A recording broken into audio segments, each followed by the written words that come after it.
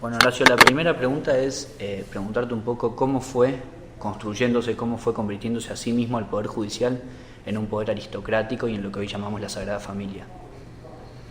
Bueno, la definición de Sagrada Familia se aplica al Poder Judicial de Córdoba, pero en realidad se origina en el Instituto de la Sagrada Familia de los jesuitas, donde estudió buena parte de los integrantes del Poder Judicial. Ese es el origen de la denominación. Ahora, es una justicia que funciona como una cofradía.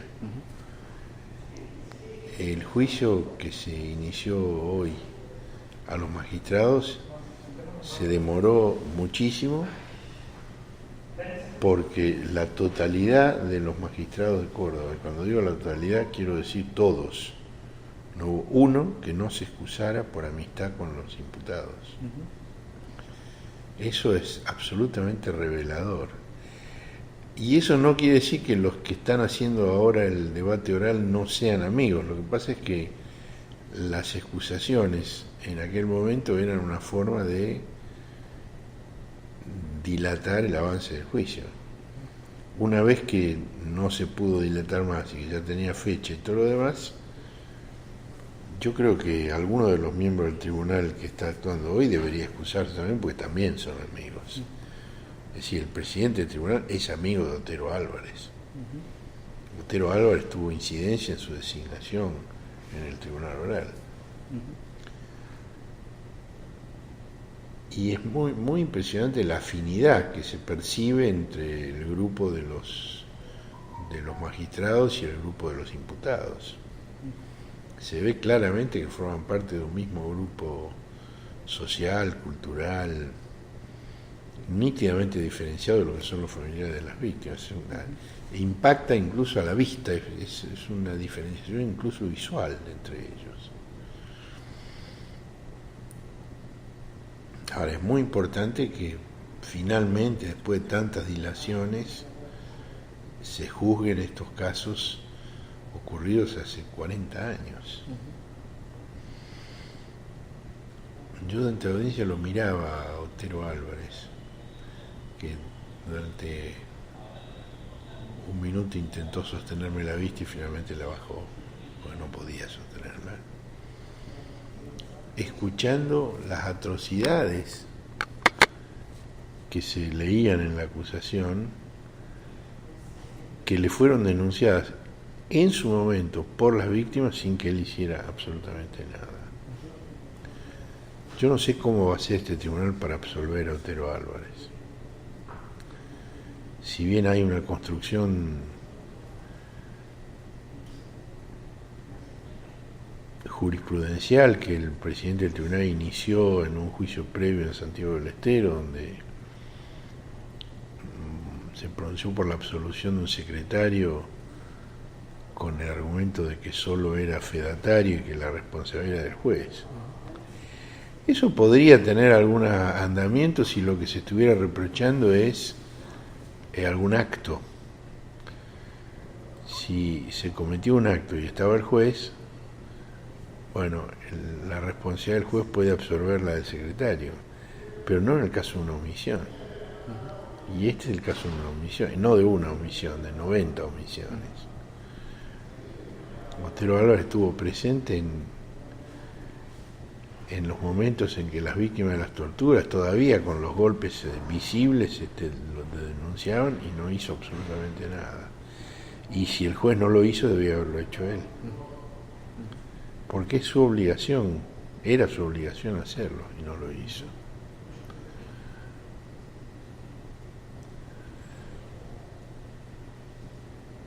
Ahora, el caso de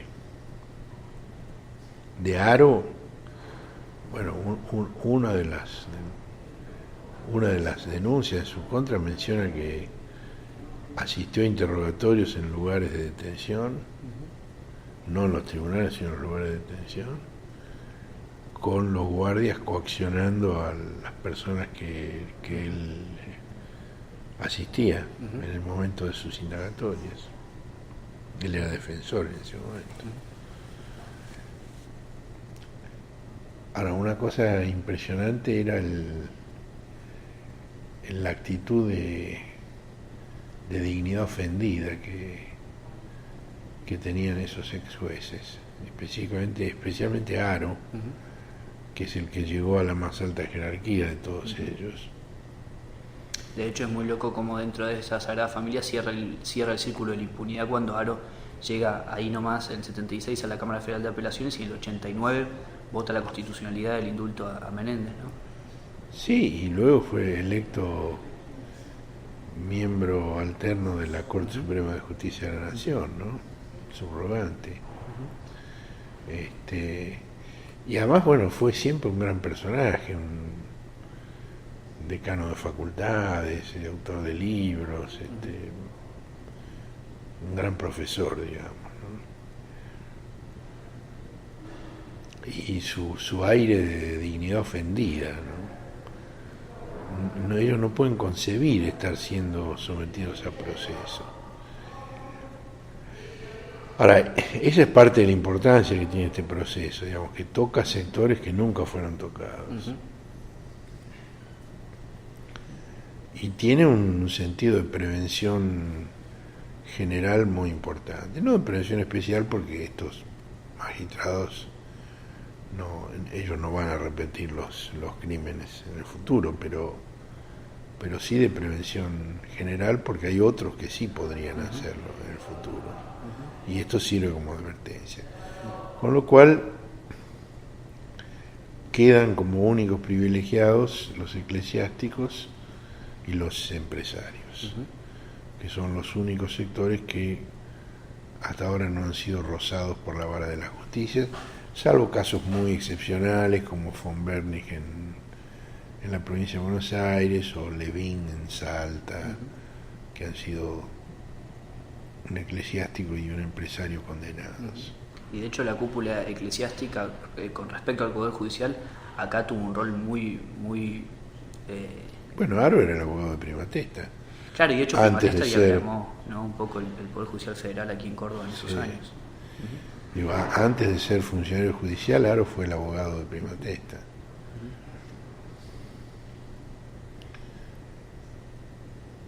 Bueno, al día siguiente de la apertura del juicio en Córdoba contra los magistrados, se cierra en Mendoza el juicio a los magistrados. Una mega causa, ¿no? Por delito de lesa. Con lo cual, digamos, lentamente, con mucha demora, pero finalmente también ese sector tiene que rendir cuenta de sus actos. Vamos a ver cómo suceden estos juicios. A mí me gustaría, a medida que avance un poco el proceso, ir conociendo mejor los antecedentes de los jueces del tribunal, como para poder imaginar cuál puede ser el fallo que emitan. Hay muchas versiones que circulan de quiénes serían condenados, quiénes serían absueltos, pero bueno, vamos a ver qué se confirma y qué no. Horacio, ante este panorama que vos fuiste planteando, ¿qué efectos crees que puede tener este proceso judicial hacia adentro del Poder Judicial Federal cordobés? Bueno, esto que te decía, un efecto de prevención general. Digamos, que los magistrados tomen conciencia de que en algún momento se les pueden pedir cuentas por sus actos. Que pierdan un poco la omnipotencia con la que se han manejado siempre, con la certeza de que ellos eran intocables. Ahora saben que no son intocables. Horacio, justamente vos en tu libro Hacer la Corte marcás un poco esta cuestión de la vinculación del Poder Judicial de aquel momento con el poder político del proyecto neoliberal menemista y con los grandes grupos económicos. Yo te quería preguntar, viéndonos desde el prisma de la actualidad, ¿qué continuidades y qué similitudes ves con ese proceso? Y de todo eso, ¿qué para vos es herencia también de la dictadura cívico-militar? Bueno, distintos planos. Por ejemplo, uno en el tema del procedimiento. Hoy, escuchando esa interminable lectura monótona de cargos, saltaba a la vista, era evidente lo arcaico del procedimiento,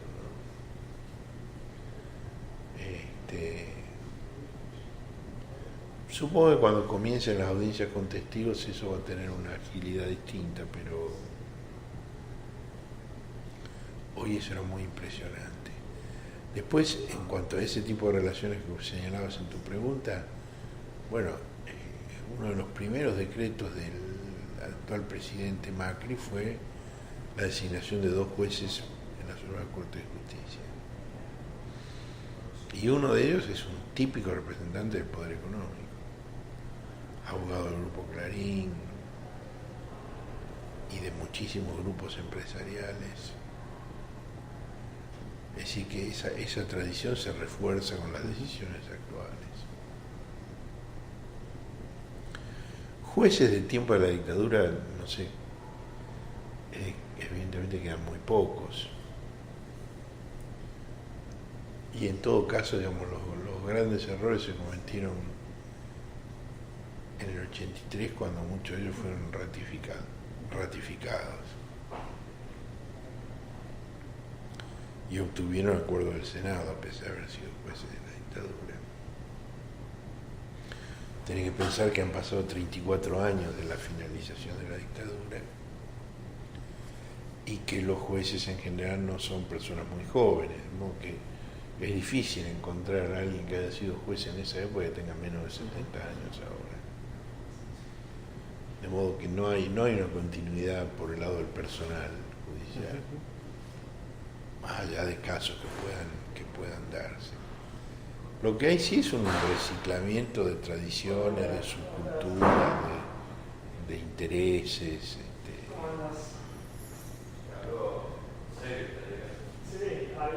Y bueno, y el acomodamiento del Poder Judicial a los vientos políticos. El caso del juez superestrella actual, digamos, yo lo conocí cuando él era telefonista de Corach, y hoy es el ejecutor más fiel de las decisiones políticas del gobierno de Cambiemos. Si no tienen inconveniente en acomodarse a cualquier circunstancia. Lo cual muestra además, digamos, la continuidad de ciertas políticas reaccionarias entre aquel gobierno de Menem y de Macri, ¿no? Digo, en este momento Bonadío y el fiscal Germán Molde son los principales impulsores del hostigamiento a Cristina Fernández de Kirchner con la disparatada causa iniciada por Alberto Nisman. Y Bonadío y Molde fueron 2 de los principales encubridores de la investigación del atentado en AMIA. Es decir, Bonadío fue apartado de la Cámara Federal de ese tema por su actitud de encubrimiento.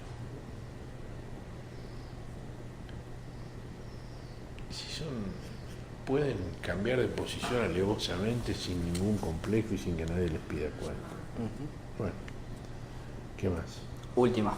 ¿Cuál es la importancia a nivel político de este tipo de procesos en el marco de una realidad que retrocede a nivel de derechos humanos, con una Corte Suprema de Justicia que se alinea con el Gobierno Nacional en su idea flexibilizadora de las normas de trabajo, que por ejemplo no da su sentencia sobre el caso de Milagro Sala y además le otorga el beneficio del 2x1 a genocidas?